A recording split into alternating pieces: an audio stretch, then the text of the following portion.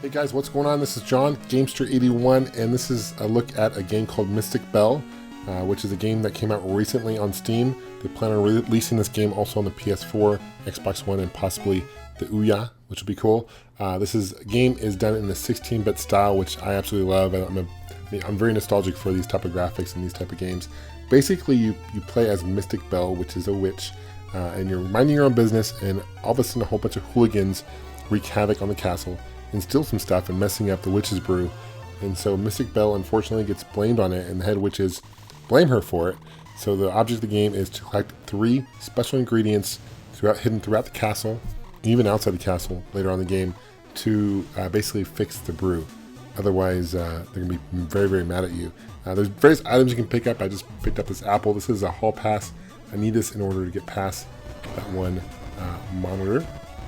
And one thing I really like about this game, well, a couple things, the graphics, of course, as I hit earlier on.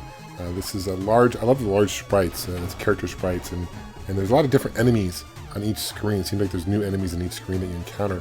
This is kind of a warp mirror, basically a transport mirror. It can get you different parts of the game, which definitely comes in handy.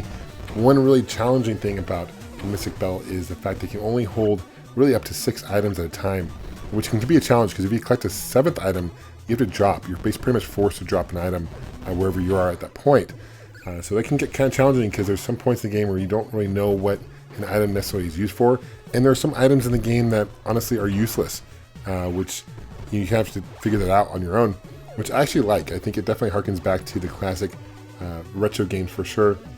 This is a game that definitely doesn't hold your hand or tell you, kind of give you hints. Although there are things you can do, there is a garbage and stuff you can go to and start throwing things away, and it will tell you if you need an item or not.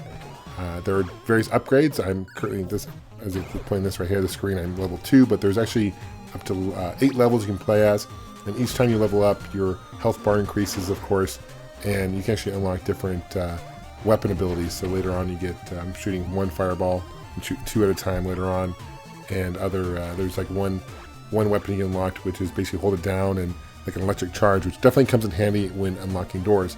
Now here's a situation where I have an item and this person needs looks for hair.